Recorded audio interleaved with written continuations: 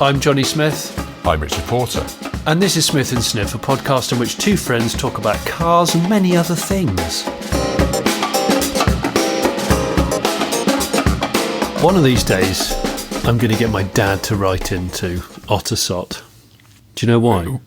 Why? He's got a car to sell. Has he? Yeah, is that a valid Ottersott letter? Because I can make it up on the spot, Rich, if you want me to. Dear Smith, dear Sniff, I am a man in his late 70s, and I've had since 2013 a really trusty Golf Cabriolet Mark 3.5, I think they call it, because it has a Mark 4 dashboard and front face. But my time with it is gone, and I just don't know what to do because it's in working order with an MOT, and I've spent reasonable money on it over the last couple of years, keeping it mechanically tip-top. However, the final gear in the auto transmission doesn't seem to be there anymore, so therefore it's okay as long as you don't do about more than 50.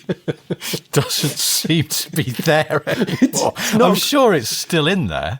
I think it's a solenoid issue, to be honest. But yeah, so the Bob, who's writing this letter to us, is now looking to lay the car on, and he wants someone to take it on who'll care for it. The Cabrio roof works fine. It's had fairly recent tyres, and there's a whole bloody list. And it was a 2-owner car. It's a 2-owner car. You're essentially using our podcast to sell a car on your dad's behalf. I'm selling my father's car, okay? Just stop it. It's a thin veil of an excuse. But you told me last night that you planned to use this podcast to also try and get rid of that Honda V6 that you need shot of. Oh, yes. There's another letter that's just come in. Hang on. This is the main podcast. You don't have to do letters. You can just tell people about it whilst hawking your stuff. But is it not worth saying right at the top, free Honda V6? Yes, I have a Honda V6 that was out of a Rover 827. In fact, it featured in the first video that you and I ever made. Yes. Do you remember when we went to Telford to buy it from that man who was emigrating to Japan, who had 3 spokes on his car? Yes. I think, actually, if you watch back the little bits we clipped out of that very long day that we filmed most of, there's some short vids somewhere on the Smith and Sniff YouTube channel of us talking about Bryant and May matches, and then I think, did we do the one about Tiff's lawnmower? Was that the same day? I think so. Gosh, was it? You can see in some of those, you can see that engine under a cloth in the boot of the Kia Sorento that we were driving. Gosh, yeah. Oh, yeah. And what year was that? As seen on YouTube, Honda V6, free to a good home. Yeah, so I've moved this engine now 3 times. And I absolutely don't need it anymore. But because I'm more bothered about it going to a good home, and I have all the ancillaries, it's not dismantled at all. The only thing we took off was the inlet manifold, which is, but I've got all the wiring and everything. And it's got a manual gearbox attached to it, which is actually worth money. Yes. If anyone would like it, they can have it, but they have to come and collect it from near Peterborough within the next 10 days. Okay? It's on a pallet. It's already strapped down. Oh. Yeah. Not pissing around, Rich. No, that's fair it. Enough. And it's, once again, to reiterate, it's free. It's free. I'd like it to live on because they're actually quite rare engines now. It's just that they're not popular on the tuning market or racing market, so therefore... And they don't really go wrong. Someone pointed this out to me. I wonder why nobody buys them secondhand. It's like because nobody ever needs them. It's like yes, because they don't go wrong. And in fairness, because of a dwindling population of Rover 800s, because everything else on the Rover 800 has probably gone wrong. But exactly. And then Honda Legends, they never really sold because that's out of the Mark 1 legend, and then yes, the second gen legend is the different engine, isn't it? So yeah, did it go 3.2 then 3.5, or did it? Yeah, it went 3.2, but also it went lengthways. Yes. So you couldn't bodge in that gearbox even if you wanted to. It's facing in the wrong direction. So of course, interesting to try, but I wouldn't unless you forced it to sit crossways and used the like that reduction gearing stuff off of Freelander in some kind of fiendish way to try and make it drive. Great use of the word fiendish. Appreciate that. Well, do you know what? It'd be lovely to turn it into a piece of modern art if you could set it into resin, and then and we could have it, I don't know, hanging above our heads at every live show when we start doing stadiums. That would be great. Oh, like when U2 had a massive glitter ball. Exactly. I'm thinking, and we're on some sort of revolving turntable with two, obviously, slightly 80s affluent house wicker chairs like we did in the live show. But with even bigger back ends, even bigger fan backrests. Oh, yeah. Yeah. Okay, so if I've got that. That's got to go. And I've got an Allegro back axle that's been modified a bit. That's got to go. I've got a few bits, really. Got a Metro GTI anti-roll bar, which is rare as can be. I do want an actual bit of money for that. Apparently they're really rare. I don't know why. Yeah, because from memory, I think the Metro GTI was the only Metro that had an anti-roll bar. That's why other people fit them then, because people are building track day Metros now with K series. From memory, or did it just have a different? Now, hang on, I might be wrong there. The Metro GTI was certainly the only Metro of the R6 generation that had external dampers, right, as well as the natural damping of the hydrogas. Right. So that's probably a tasty mod for the committed track day Metroist. There's more of those now than there has been in a long time. Yeah. Gosh, speaking of Metroists, obviously me being Metro people now, the reaction to your late break show film of that garage find Metro, my Metro as it is now. Yeah. My goodness. That's absolutely nuts. Yeah. It's done better than most videos I've put out in the last couple of years. It's done better. Wow. It's done better than any barn find, I think, this year. Crunchy. Which is amazing. I think I'm quite blown away. I think it did over 200,000 views in 24 hours. And I'm normally, when videos are going well for me, when they hit about 100,000 in 24 hours. The power of the Metro, that I don't know, I guess it just sort of... Metro power. Yes, but I suppose it hits a Metro. Yeah, well, it hits a sort of nostalgia sweet spot, perhaps, does it? Which, because like I said to you in a message the other day that I went for a pint with one of my best mates, who's not interested in cars at all, and I said, "Oh, I've bought another car," and he went, "What do you need another car for?" And I just turned my phone around and showed him a picture of the Metro without saying anything, and he just went, "Oh, now we're talking." Yes, now there you go. And he was so excited about it. And again, he's not into cars, but the sight of that Metro Turbo really, really excited him. He was asking me loads of questions about it, stuff like that. Like, I think initially he's a bit like, "Oh, for God's sake, he's bought some weird nonsense again." But no, he heartily endorsed my choice. I think it is the combination of the fact that Metros in general were everywhere. Yes. For our generation, they were a lot of people's first cars, a lot of cars that they were taken to school in, and mum, dad, grandma, grandpa, whoever had them. But I think you've got that, and then you've got the level of preservation that yours is at, which is almost Time Team-esque, combined with the mad stories of keeping koi carp in the bath and things like that. Yes. I think, I don't know what it is, but if I knew what it was, then I'd do it every time, right? Because people go, "Wow, you got 500,000 views in a couple of days on a Metro.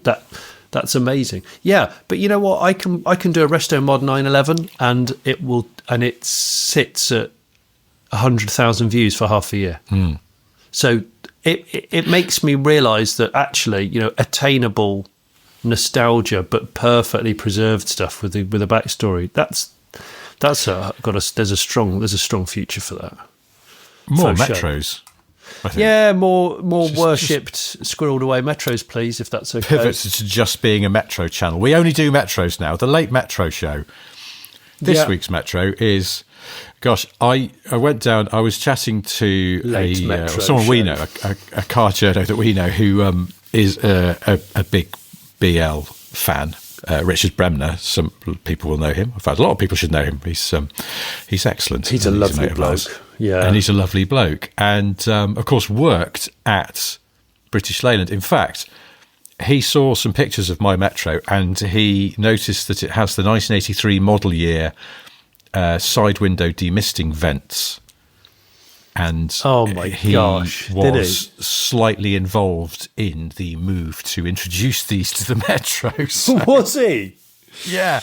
Along with one of Richard's great claims to fame is that him and his department, which was product planning, were instrumental in the standard fitment of rear seatbelt fillets in the parcel shelf of the Maestro. Really? So that if you chose to have rear seatbelts fitted, the little slots for them to go through were already there. That's right. So you didn't have to cut through with a knife or something. Which, so yeah, it's a hell of a claim to fame. But yeah, he was also partly involved in having the HVAC system of the Metro. Well, HV system of the Metro modified during its life, and my car's an 84, so it got those things. But yeah, I was talking to Richard and about Festival of the Unexceptional, and he had, if I sent it to you, that purple, extremely ordinary Astra. Oh, base model Astra, yes, yeah, that was really low mileage. Yeah, 1.4. I think so, yeah, but it was a Club AC. When they sort of made having air conditioning a model. Club AC. And I realised that if you want absolute photo gold, because I think my Metro, I don't know, I don't know if it'll be ready for photo, but they have sort of said we're allowed to bring slightly exceptional cars as long as we sort of put them in a compound. Lock them away. But I don't know if the Metro will be ready. Because obviously the turbo's a bit too exceptional.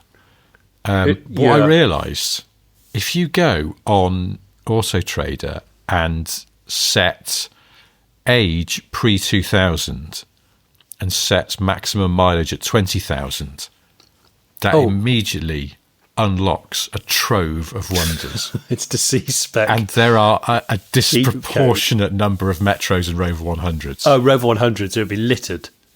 It'd be bloody littered. There's an incredible, it's a Rover Metro, 1.1C, so the base model. UC. Yes, it's an effing C spec.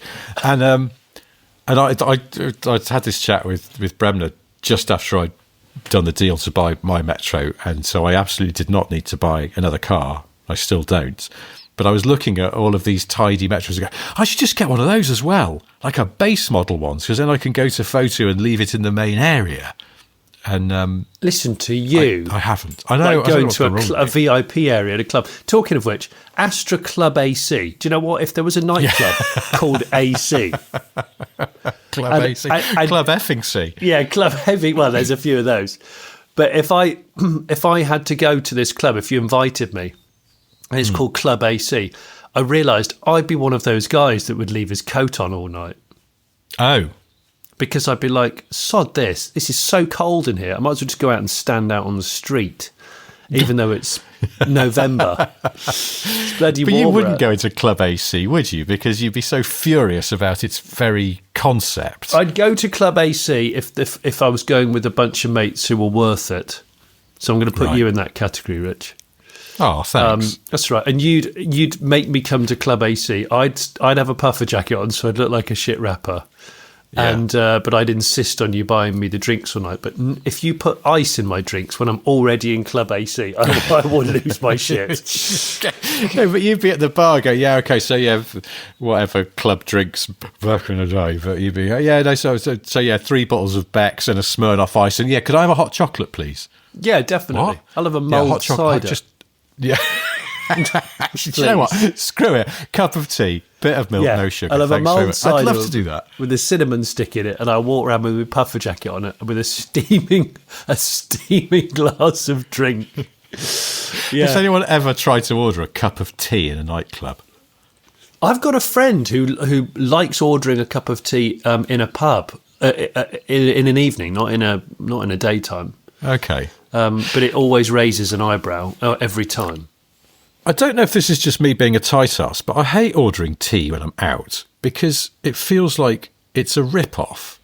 Well, I'll happily order a coffee. I'll spunk £6 on some kind of big, stupid coffee. Well, actually, I won't because I just drink black coffee generally. But, I have on occasion done that. And not blinked. It's only some ground up beans and some hot water, basically. But it somehow feels like you're getting something for that. There's more of a process. To the one you can make at home. Do you carry a bag round in your pocket? I don't. Well, that would be what you do. Just go. Yeah, can I just have some boiling water, please? Could you put a little bit of milk into that boiling water? Why? No reason. Just like milky hot water. It's just for I'm warming a baby's bottle up. I think. Have you got a tea bag in your pocket? No. No. It's just a small sachet of marijuana. You could carry a tea bag in your wallet in that wrapper, almost like a condom. Yes, but more of a tea bag. You go, oh wow, I've got a 3-pack here. I've got an Earl Grey, got a green, and I've got an English breakfast. Even though in England we don't call it that. Just tea. Well, no, there is English breakfast tea. I suppose it's a sort of lighter style. Again, see, I can't. I don't drink tea in the morning. Drinking tea with breakfast feels weird to me. I don't drink tea. We know this. You'll have to edit this part of the podcast out, Rich, because there'll be outrage. Yes, I'll put it on my new solo podcast, Ordering Tea in Nightclubs. Which James May suddenly, for some reason, sort of Louis Theroux style, becomes accidentally an international rap artist, or known at least for some kind of rap track, and finds himself doing personal appearances in nightclubs. Now, James May would never turn down a cup of tea, so I feel like he may also feeling a bit thirsty in Club AC in Miami. He would ask for a cup of tea. Would he do tea and then with a Sambuca chaser, though? Because Sambuca's got a bit of warmth to it, hasn't it? It's got when it goes in the mouth, it really warms the gob up. So I'm thinking you could chase it down with a nice hearty Sambuca. Yeah. But I don't drink tea. I'm assuming that it won't work with tea. I'm just putting that out there. No, I'm not sure. I like a Sambuca, Yeah, I quite like a Sambuca. I'm thinking actually that James, in a club in Miami, he'd have a cup of tea with a Sambuca chaser, then things would start to get a bit leery. He'd probably have another cup of tea, because he loves a back-to-back tea. Does he really? Another Sambuca, and then things are getting a bit wild, and he'd start banging back like a Jägermeister or something, but first he would have a pint of bitter. Oh, yeah. Bitter and Meister. Oh, yeah. I don't think that works, does it? That would be horrible. I quite like Jägermeister, if I'm honest. I like Jägermeister. I don't object to a Jägermeister at all, but... Oh, anyway, yes. Yeah, so Bob Smith's golf, it's a year 2000 golf, and the MOT expires well into November this year. Oh, okay. Well, that's something. Well, that's what I thought. That's a few months of no Top Gear motoring. That's right. So, 2001. It's a May 2001 vehicle. It's 2 owners. Bought off the original elderly lady in 2013 at 47,000. Had lots of various works done. You know when people say works rather than work? That's a thing.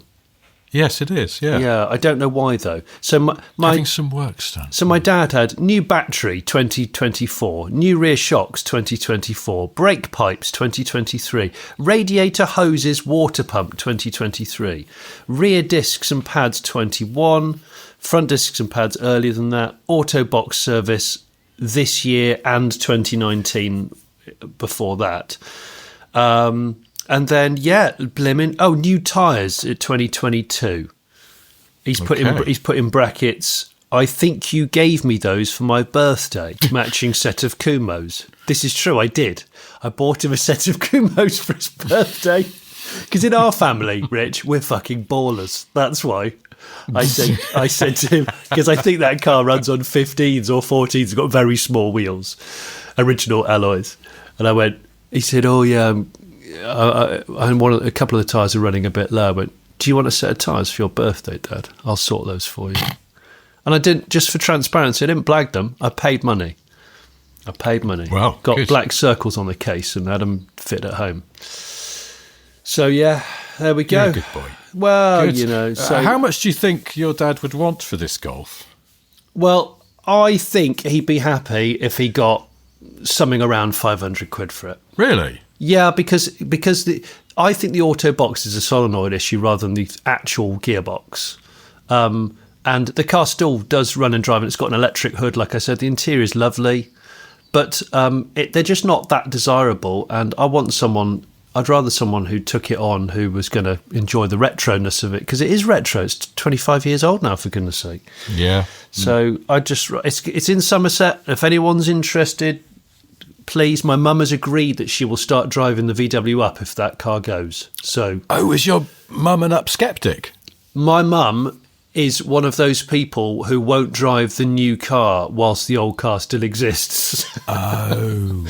That's why we're in this conundrum. Dad kept the Golf Cabrio as a crossover period when we got the Up, because he wasn't sure if it was going to be better. And he said, well, if it doesn't feel right, I'll just go back to the Golf. And I said, okay, that's fine.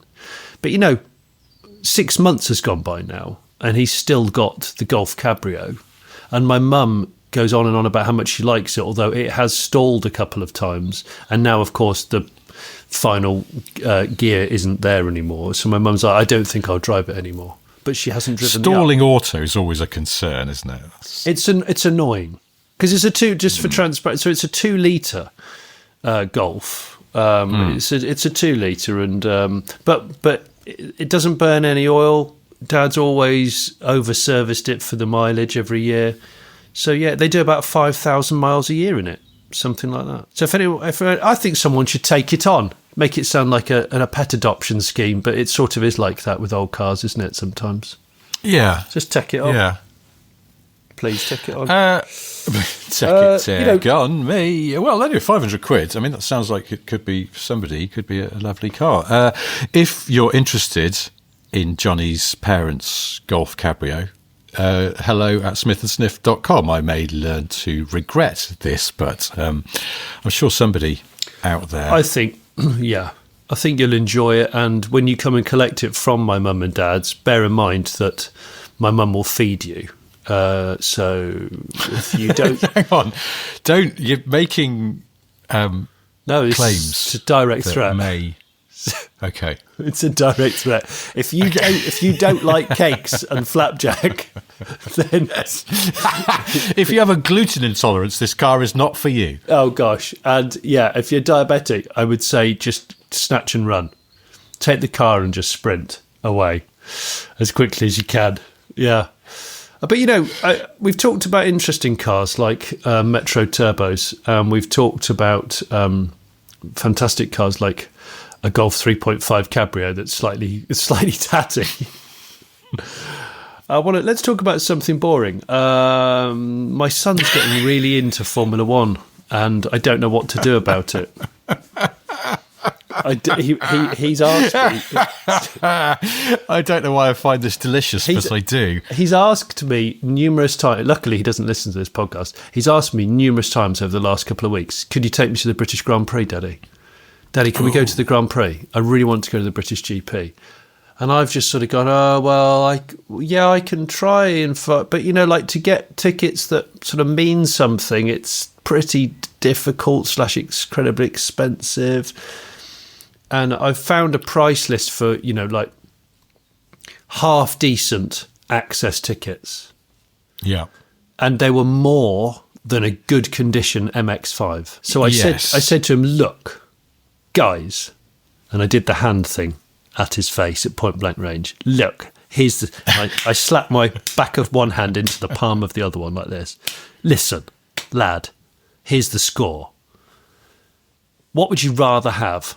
An actual full MX-5 that functions, or would you rather go to the British Grand Prix? You'll get stuck in traffic on the way out, because you always do, and you won't see what you think you'll see because we either can't afford it or you just can't get there. Yeah. Or, look, what about an MX-5, but with 4 seats? Get rid of that pesky manual gearbox. Rear-wheel drive is dangerous, so front-wheel drive, and it's a Golf cabrio from your granddad's. That's right. You can pretend that you're from a wealthy Beverly Hills family in the mid-90s, and when you pass your test, your dad always buys you a cabriolet, and all your friends hang off the roll bar at the back, although your grandpa uses that roll bar to hold coat hangers, because when he comes up to visit, he always hangs all the clothes over the roll bar, which is an actual fact. Really? Yeah, there's loads of cable ties on it in the photos that he sent me. And I said, what are the cable ties for? He goes, I put cable ties around there because I slot in coat hangers. It keeps your mum's dresses nice and flat and my shirts. So I just drive with them all hanging up. Your dad is such an engineer. Yeah, they're reusable cable ties as well. Practical solutions to everyday problems with ingenuity. It's great. That's Dad. That's the one thing I would say to your boy is that it's a standard cliche about F1. You see more on the TV because it is, you're in one spot. If you can see one of the big screens, it helps. But you are just seeing them whiz past, and sometimes it's actually quite hard to tell what's going on because once all the back markers start getting lapped and things as well, if that happens, then you're kind of losing a sense of where everybody is relative to everyone else. And so it's but I feel guilt though, Rick. It is also an amazing experience going to a Grand Prix at least once in your life, and I know. I don't know. But it's also the last couple of times that I've been to the British Grand Prix, the traffic has been fine, but in fairness, I didn't try and leave straight away. Yeah, I got there early. Yeah, I had to leave at the correct time when I went about 4 or 5 years ago, and I got stuck in such an enormous queue which didn't really move anywhere. It certainly tarnished the experience somewhat. But now I feel like, what do I do, listeners? What do? I don't want to starve him of the experience. Just because I'm not interested in Formula One, it doesn't mean to say that he shouldn't be, because that's not the way it should work. So I think I've got a solution. Yeah. Well, there's another podcast that you might be aware of, and there's a bloke called Manish who goes on about Formula One. Shall I just get Manish to take my son to the GP? Now, son, do you like hearing stories about Ayrton Senna? Well, I'm going to introduce you to this man. I don't know. I mean, there's not just Manish. There's other people. I mean, for example, friend of the show, Greg James, has a Formula One podcast. I bet he could pull some strings for you. Actually, bloody hell, I hadn't thought of that. The James. Also, our mate, Dave Vitti, formerly off of the radio, his company produces a Formula One podcast with our friend Jim Wiseman.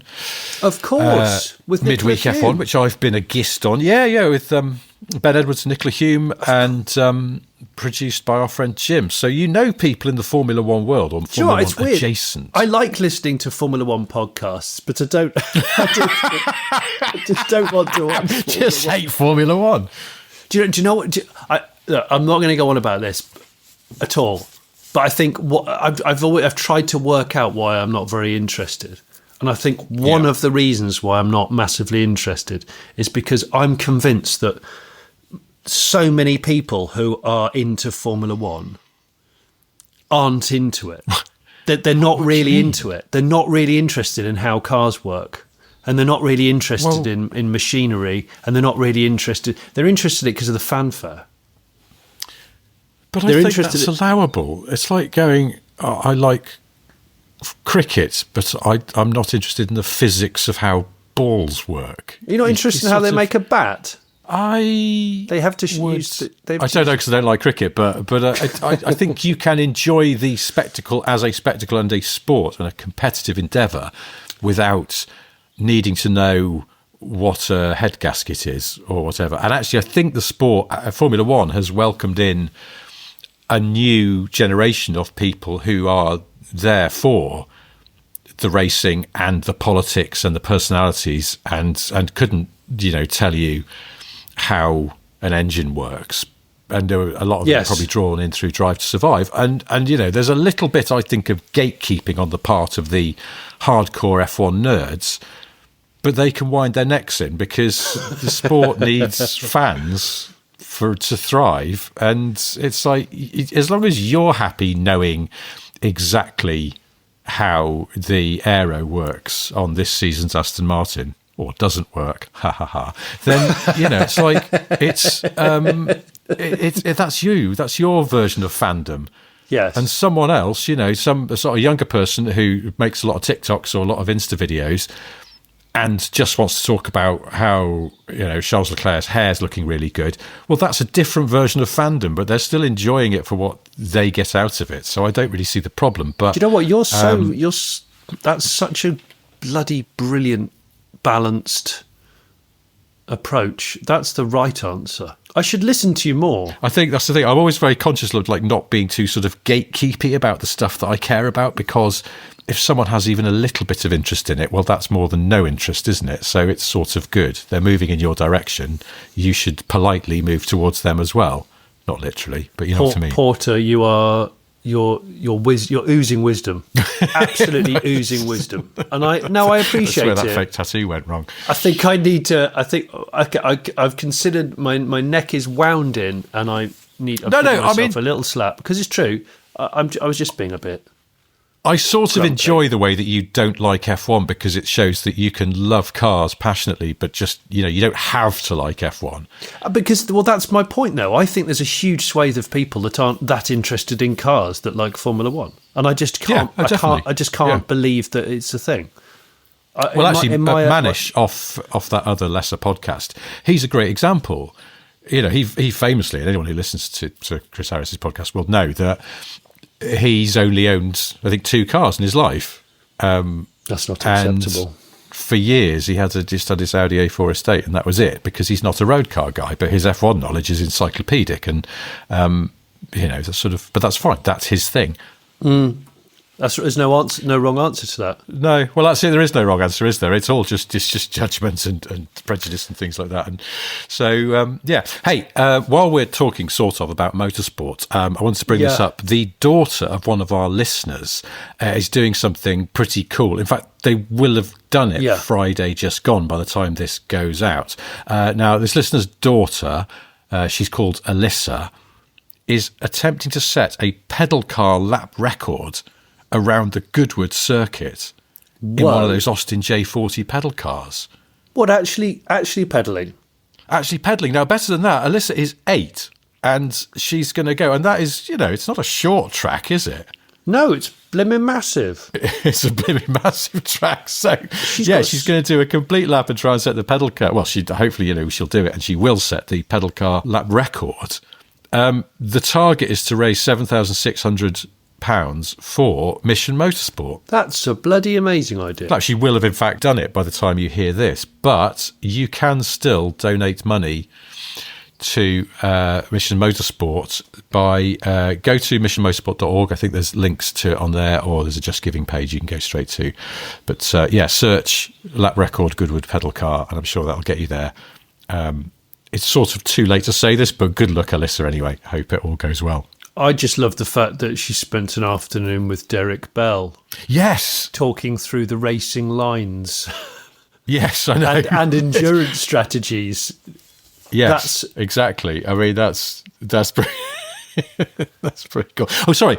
It's not Derek Bell, is it? What? It is Derek Bell. You know the rules. 5-time Le Mans winner, Derek Bell. Oh, gosh. Is his official title. Of course. In the absence of a knighthood so far, he is, rather than Sir Derek Bell, he is 5-time Le Mans winner, Derek Bell. Well, as this podcast goes out, Le Mans will have just happened, will it not?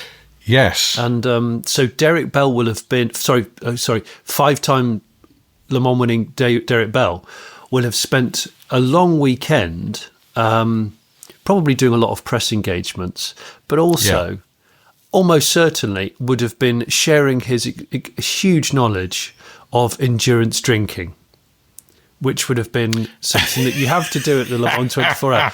Obviously not when you're competing, but he doesn't compete anymore. So for him, it's now you can go on these, these sort of events where you go on a drive to a Formula One event and you get chaperoned around the course and you get talked through this and that. They did it at the TT recently, where a TT rider will talk you through the course and all that. Yes. I think Derek will do all of that, but as a little cheeky bolt-on, you can go into a bar area or even a motorhome, and Derek will talk you through the strategies of endurance drinking at the Le Mans 24 Hour, which is a serious thing to undertake, right? We were there last year. Yeah, that would be great, sitting with Derek in the bar. He'd go, okay, now the temptation here would be to order a beer, but think about it. If you have another one of those, you're going to have to pit stop over there in the gents. So what we're going to do is we're going to go to wine. Just take a light white.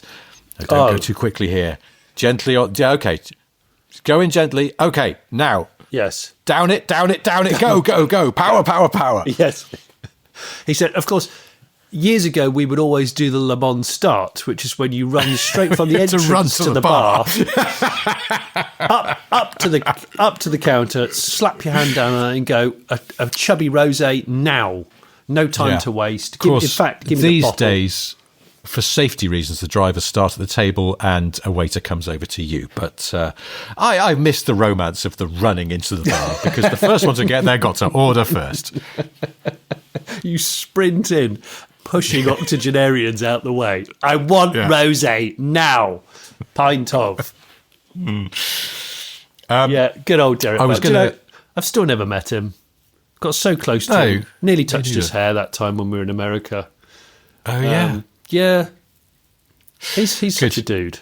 And I had a few other messages that I wanted to read out from listeners, starting with one from a listener called Felicity Allerton, who says, hi, my daddy is a big fan of your show, and I thought I would be the last person in my family to do this, but I just wanted to say, Daddy, I know you try your best, and you're the best daddy I know. Love you. Thank you, Felicity. So she didn't say her dad's name, but hopefully whoever it is will recognise who they are. So I thought that was really sweet. Don't get a lot of messages like that. So hello to Felicity's dad. Also, in a few weeks ago, we were talking about the Scottish pie shop lady who said, "Find our Hanks." Yes. She hasn't emailed, has she? No, she hasn't. However, what happens is that we've had lots of messages that I messed up the pronunciation of the town where the pie shop was. Oh, yes. Well, I think I pronounced it Brechin, sort of sounding like Brecon in South Wales. It's Brechin. Brechin, okay. Brechin, yeah. So thank you to everybody who wrote in to say that I messed that up, including Rick, who originally wrote in about this pie shop owner. His brother Graham wrote to us and said, I wanted to highlight the way you murdered the pronunciation of Brechin. It was a new low for this utter drivel you spout twice a week. What my absolute flute of a brother failed to do was to tell you about the first bit of the name. So he said, I now stay, as in the Scottish word for live, 10 miles further north in, oh God, I presume this is pronounced Lawrence Kirk, but probably not. Are you scared of saying another word wrong? Yeah. And I actually see the owner of that bakery fairly regularly. She often works at the village hall and still does find our Hanks on that side of things. What was it again? Fine tar thanks? Fine tar Hanks. Brilliant. So sort of good thank you, essentially. Fine tar thanks. But thank you, Graham, for being one of the many people who set me straight, but also using it as an opportunity to call your own brother a flute, which is technical. I called mine one yesterday. Yeah. It's funny. Find tar thanks. If you put all those words together, so it's one word. I can imagine that on a carved nameplate on quite a rock and roll house in Surrey that would have been owned by a rock star in the 70s. Yes, that's now probably worth about 15 million quid, and it just will it be owned by someone who has their shirt constantly open and is just walking around smoking and crashing motorbikes in the front garden around in a maze, because houses like that will have a maze. Oh yeah, but Find Tar Thanks would be a great name for a rock star home. Do you not think? I really want to own a house called Find Tar Thanks now. Well, you can make that possible. What would you park on the front lawn? You're allowed to name your own house. There's no rule against it. Yeah, well, I renamed a house. Yeah, because I thought the original name was a bit shit. So our house has technically got a name, and I don't like it, so I never use it. My wife was like, "We should use the name of the house," and I was like, "A, I think it feels pretentious because it also has a number, and B, I don't like the name." So just change it. Well, we just don't use it. Change it. Change it without telling your wife to Find Tar Thanks. What? Like just soapy titwank or something. Well, it's memorable. Yeah, call it prison armpit wank. That's a great name. Yeah. That's a fantastic name. I love that. Yeah. Yeah. Certainly, the postman would never have any confusion with, "Oh, sorry, I couldn't see your house number." No, that's okay, because I have a neon sign that says soapy titwank above the porch. So,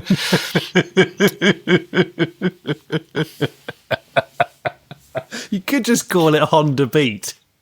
Just for shits and giggles.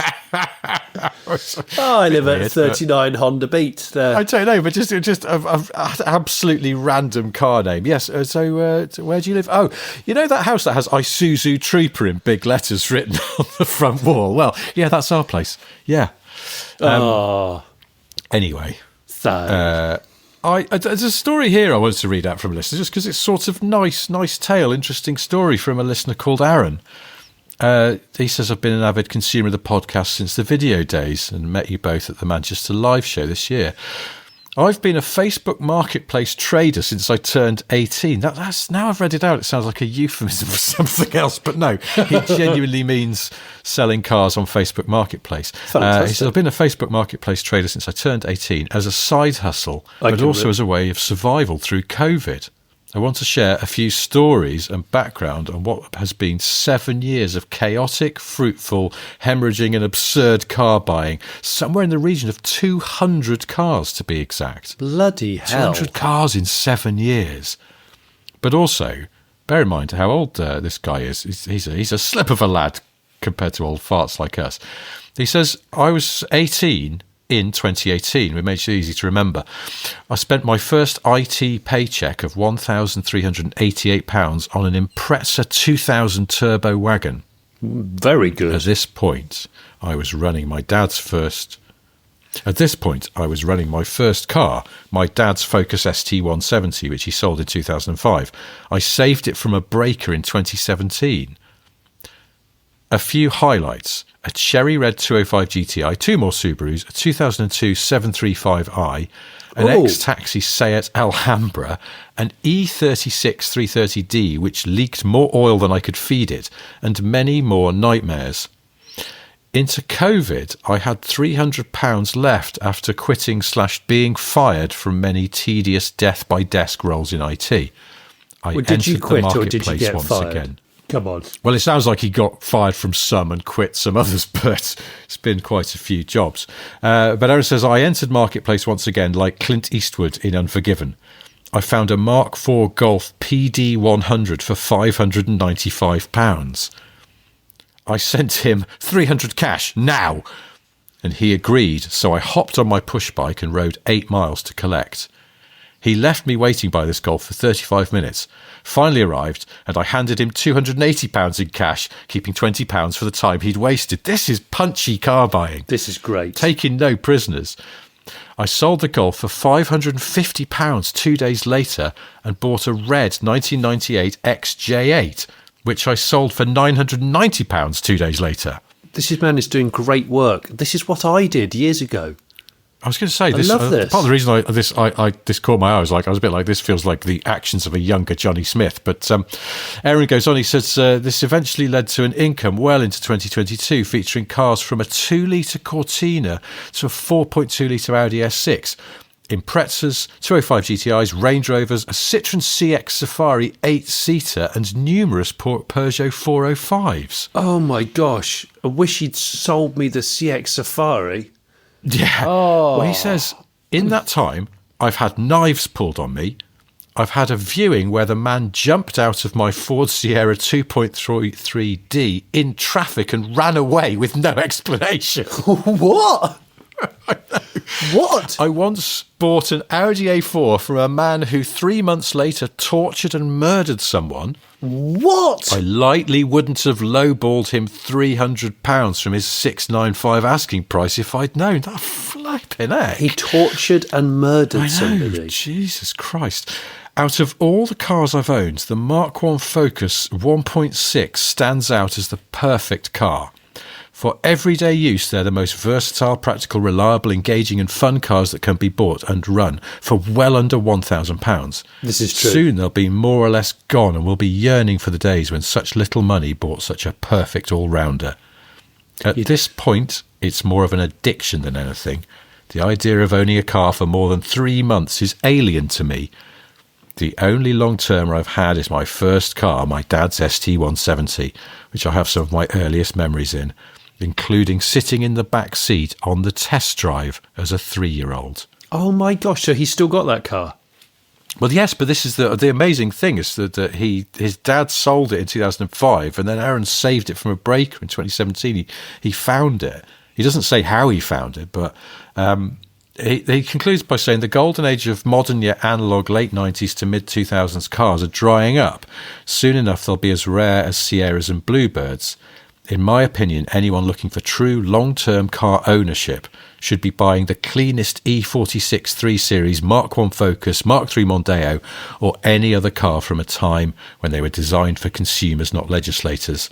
We're not far from a time when these cars will be gone, and all we'll have to pick from will be under-engineered, over-gimmicky cars designed by accountants that look like they had zero human influence in the styling. Wow, there's some wisdom on the shoulders of this man. I know. I feel like we've only scratched the surface of Aaron's life as a 3 months maximum car owner and trader. I think there's also a book in him purely about confessions of a Facebook marketeer. Well, yes. Because I'm not on Facebook Marketplace. I'm not on Facebook, although everyone tells me I should be on the Marketplace. I know it's a wild, wild west. Yes. But this is what an impressive array of cars, and also just I think just not being greedy with the profit margin. It's just it's what I used to do. I would buy it, or it would always be cars under £1,000 because I didn't have more than £1,000 to buy stuff with. And it's exactly what I used to do, at least once a week usually. Brilliant fun. It's a sort of fantastic little and often policy, isn't it? It's just make 200 or 300 quid, but do that over and over again rather than try and go for a big score all in one go. Yeah, and also you save cars because you buy one from somebody or somewhere where it's thought of as almost being rubbish or scrap, and you thrust it under the chin of an enthusiast who goes, oh yeah, actually that's actually worth saving, and then off it goes. You save it. I love it. And also you get to drive all these cars. That's why before I was a motoring journalist, pretty much, I had already driven a fair amount of ropey old shitters because I bought them with a view of making at least 100% profit. So yeah, that's great. Well done. I'm really, really into that. I'm living through him now because I don't do it so much now. Aaron, thank you for your email. I just thought that really tickled me, just the idea of just rampaging around the Facebook marketplace, trying to turn a few quid. This other message comes from a listener called Sai. He says, following your spray your own car stories, I have one off of the 80s. My dad, Eric, the legend, sadly no longer with us, left in his wake some brilliant car-related tales. He was a physics lecturer by day and a genius in the garage by night. One memorable tale was with his manual Mark II Ford's Granada 2.3 GL. Oh. In an absolutely classic colour combo of pimp metallic blue lower with a black vinyl roof. Oh, lovely. It had a sunroof with winding handle, electric aerial, and cloth seats like armchairs in an old folks' home. Yes, I know. It was an absolute beauty. Size attached some pictures. He says, these are pictures of this classic on our yearly trip to the south of France. This was all pre-sat-nav, so my dad just pinned a post-it note to the dash with about 4 road names on it, which would get us door to door from Preston to Perpignan without a hitch. Really? That's a long way. I love that. Well, that's so old school. Just write 4 road numbers on it and then just go, right, as long as we're on one of these, we're probably okay. Do you know what? That's so just one post-it. I thought you were going to say like 10 post-its. Just daisy chained together. Have I mentioned this before? I don't know whether I have. That I was once working on something in Los Angeles, blagged an Aston Rapide for a few days, but then it had to go back, and almost like the car gods were punishing me. The place where I was working went, it's okay, we've got you a rental car, and the most basic Hyundai Accent turned up with wind-up windows and no central locking. Amazing. And I had to navigate from, I think, Hollywood to the airport to go home. And I was suddenly like, I'm not confident I know exactly the way. Like, I feel like I do. So what I did was I just wrote the right freeway numbers on Post-it notes, but as a layered thing. And once, I'd sort of got onto the 110 freeway, peeled that off, and it said, now turn onto the 5 or whatever it was. Yeah. And did it that way. But one Post-it note with the road numbers all on, that's baller. Did you write them on the sun visor in red lipstick? No. All the instructions. just made up a phone number and left that there. Yeah. So Sai goes on to say, after years of beautiful motoring, my dad not only decided to fully recondition the engine in the garage, using a chain attached to the flimsy garage roof to hoist out the engine so he could work on it on his Formica workbench. Oh, so yeah, my dad had an offcut of kitchen worktop from a neighbour, I think, that was part of the workbench, because he was like, oh, that's strong, that is. I'll use that. Yeah. Good. So good. But he also decided it was time for a full respray. He went about looking at suitable paint colours to replace the worn and now sought-after metallic Snoop Dogg Pimp Blue. Here he was ahead of the curve and arrived home proudly with a 12-litre tin of what can only be described as Battleship Grey. Oh, no. The one that all car manufacturers now love, but then it just looked like undercoat. This was met with a resounding thumbs down from me, my sister and my mum. So off he went to secure another colour, and secure it he did. This time, a colour that I have never seen since and doubt I ever will, but can only be described as blue bottle arse green. Oh. With paint in hand and a newly bought air compressor spray gun, my dad set about respraying the whole car after painstakingly removing all the trim in our single garage with only enough room for a thin whippet either side. What? He completed the task with ease despite no previous respraying experience. Not only did the Granada take on its green blue bottle arse hue, so did everything else in the garage, from spare wood in the rafters to our kids' bikes, the chest freezer, and the guinea pigs at the back. No way! He didn't leave the guinea pigs in there. No. He did. No. The car was rolled out of the garage with a new orange peel green coat and a reconditioned engine. It was awesome, and I bloody loved that car. I learnt to drive in it, passed my test in it, picked up girlfriends in it, and went camping with mates in it. I even took it to uni in Salford, where my mates nicknamed it the Sweeney. Oh, you see, that's why videos like the Metro Barn Find, I think that's why they do so well. Yeah, because it is, isn't it? It's that stories and... Yes, yeah, cars they sort of absorb the stories, don't they? They're not just cars anymore. But Sai concludes by saying, I would do anything to still have that Granada on the drive and relive a trip to France with my dad leading the way with his Post-it note pinned to the dash. It was a very sad day when the Granada was taken for scrap, and all that was left on the drive were 4 bricks where it once stood. Oh. I think it was genuinely the only time I saw my dad looking so deflated. Oh my gosh. I'm feeling that. Si's dad, as he said at the top of his message, is no longer with us, and he concludes by saying to all those with their dads still around, go and call them, turn off your phone, unhook your sat-nav, go for a drive together. It's these memories you keep forever. My dad's no longer around, and I think that's a beautiful sentiment. If your dad's about and you still see him, go and give him a big hug. My dad's about. He's driving around. He's driving around with golf with an auto box. That's it. Or don't give him a hug. Maybe you're not a huggy family. Buy him some new tyres. That's a thoughtful thing a son can do. Or try and sell his golf for him. That's a good thing too. Do you know what I love? I love my dad, and I love my mum and dad, and I am lucky because they are both still with me, and but I don't live near them, and I think that's a great idea. I'd like to go on a road trip with Dad. Yeah. Should we take him on a road trip, Rich? I'd love to go on a road trip with Bob. That would be great. Should we go in the Eagle? Because there's lots of room in the Eagle, so no one feels like they're squashed in anywhere. Yes, exactly. If someone decides they need a bit of their own space, they could just get in the back of the Eagle. Well, also, no, we should wrap this up, but there's a prospect of an incoming new Smith and Sniff company car as well, which we may be using for road trip purposes. But we might talk about that next week if all goes well. Yeah. In the next few days. On that tantalising note, though, it is time to end.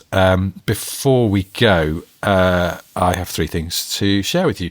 The first one is Jonny's engaged in a very weird project to put a monetary value on the former lead singer of Marillion, and then constantly refer to it while butting into people's conversations, shouting, "What's that got to do with the price of fish?" If that's not to your taste, because it's absolute bollocks, there is, of course, the Late Break Show, currently riding high on some idiot buying a Metro that you found. But what else is on the channel? The next video is I decided to do a drive review on the current Civic Type R. So I know it came out now a year or so ago, but I've driven it a couple of times, and I just wanted to be a bit more deepy dive with it, really, and trying to remind people of why it's such a, irrespective of the way it looks and everything, of it's one of those cars which still has so much engagement despite government legislation having so much to do with the way cars are designed. So it's that. Is it the FL5? I can't remember the numbers and letters. I think it's the FL5 Civic Type R. So it's me thrashing that. Yeah. And if you don't want to watch that, well, who are you? Be polite. I'll see you in Club AC. Okay. Second thing I wanted to say is that Gareth Jones on Speed, the OG UK car podcast, is having a 20th birthday celebration on Saturday, the 19th of July at the Motorsport Lounge in Llandudno in North Wales. Gareth will be there, obviously, and Zog, and I'm going to be there as well on stage, talking some rubbish and probably singing a synthesizer pop song about Alain Prost. Go to GarethJones.tv or Gareth's Facebook page to get details of how you can buy tickets. Hope to see some of you there. That's great. Third thing I want to tell you is, Sting, out of the police. Yes. His son's in the police. Well, the police force? Yeah. Sting's son is in the Met Police, yeah. That's fantastic. I know. It's sort of circularity to it. Sting from the police's son is in the police. It's wonderful. But, is Sting going to be a special anytime soon? What do you mean? What, a special constable? Oh, okay. Well, because he could I do guess, yeah. citizens' arrests. But he's already been in the police, so he doesn't need to do that. But I suppose it would be trying to arrest someone. You go, piss off, Sting, you're not in the police. And you go, yeah, I am, actually. Literally. You know, one of one. Okay. You know, you keep that American term about one of one. Yes. You mentioned it not long ago, and every time I hear one of one, or I read it in an auction column or something, I think it should be a Womack and Womack song that's sort of disappeared and everyone forgot about. It sounds like it could be a great Womack and Womack song. one of one. But you think it'll be talking about the uniqueness of the person you've fallen in love with, and then you realise it's actually just an interesting combination in an old Plymouth that no one else seemed to order because it was a bit of a stupid idea. And now someone in Scottsdale, Arizona is trying to get $1 million for it. Yes. As I heard them saying on Top to the Centre, the Americans say one of one because it was the only one made with brown upholstery on a Thursday or something stupid like that. One of one is such a bizarrely specific thing. Oh, on that note, I'm on the Cream podcast with Edwin and Will from Top to the Centre at the moment. So I think it came out last Thursday. So if you're really bored, go and listen to me banging on for ages about bollocks. And on that, thank you for listening. And we'll do this all again next week. Until then, goodbye. Thanks for listening, everybody. There's a golf for sale. Cheers, mate. Thanks, mate. Bye. So you've enjoyed this podcast, but you've had a thought. Is there a way here today that you could show support? Well, you could join our Patreon. What wonders that it brings. Early shows and extra notes on that side of things. You could buy our merchandise. We've mugs and hats but still no ties. One day we will make those pies, but in the meantime, guys, hey guys, like and subscribe and maybe leave a nice review. Like and subscribe, we know you know just what to do. Like and subscribe, we don't want to take the piss. Like and subscribe, but we were told to ask for this. Like and subscribe. Like and subscribe. Like and subscribe. Like and subscribe.